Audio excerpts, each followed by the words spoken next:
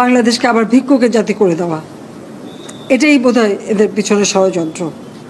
তো আমার কি এটা। আসসালামু আলাইকুম প্রিয় দর্শক, স্ক্রিনে থাকা ভিডিওটা খুবই গুরুত্বপূর্ণ, খুবই ইম্পর্ট্যান্ট একটা ভিডিও। প্রিয় দর্শক, আমরা সরাসরি ভিডিও স্ক্রিনে চলে যাব। বাংলাদেশের নাগরিক হয়ে থাকলে ভিডিওটা অবশ্যই আপনি গুরুত্বপূর্ণ সহকারে দেখবেন। প্রিয় দর্শক, সরাসরি স্ক্রিনে চলে যাই।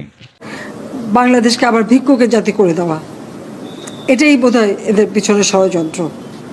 তো আমার কি এটাই অপরাধ যে আমি মানুষের জীবন মান উন্নত করার জন্য কাজ করেছি, আর সেই জায়গাগুলিকে হামলা করতে হবে? সেটাই হচ্ছে সবথেকে দুঃখজনক, যে দিন রাত অক্লান্ত পরিশ্রম করে বাংলাদেশটাকে যখন একটা জায়গায় নিয়ে আসলাম, আজকে সেখানে দেখি এই একদিকে জ্বালা পোড়া সব কিছু। ঠিক যে প্রতিষ্ঠানগুলি মানুষের সেবা দেয়, আজকে মেট্রো রেলে চড়ে মানুষ কত অল্প সময়ের মধ্যে সময় বাঁচিয়ে কর্মস্থলে পৌঁছাতে পারতো, আবার ফিরতে পারতো। সেখানে ছাত্ররা, চাকরিজীবী, সাধারণ মানুষ সবাই তো যেতে পারতো। সেই স্টেশনগুলি পুড়িয়ে এখন ট্রাফিক জ্যাম, মানুষের কষ্ট।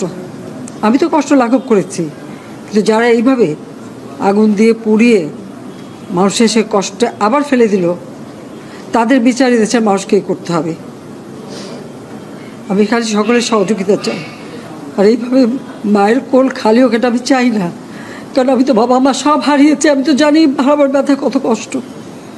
কিন্তু সেই কষ্ট বুকে নিয়ে তো ফিরে আসতে এদেশের মানুষের জন্য।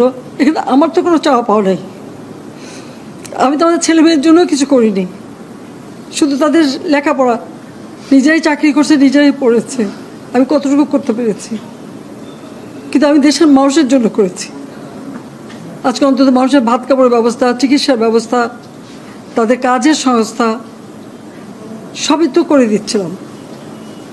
যখন আমরা এক উন্নয়নশীল দেশে মর্যাদা পেলাম, তখনই এই তাণ্ডব করে ঠিক যে জায়গাগুলি মানুষের সেবা করবে সেই জায়গাগুলিতেই আঘাত। শিক্ষা প্রতিষ্ঠানে হল ভেঙে দেওয়া। সবচেয়ে দুর্ভাগ্য যে ভিসির বাড়িতে আগুন দেওয়া। এর আগেও একবার ঢাকা ইউনিভার্সিটিতে ভিসির বাড়িতে আগুন দিয়েছিল, আপনাদের মনে আছে। রংপুরে সেখানে আগুন দিয়েছে।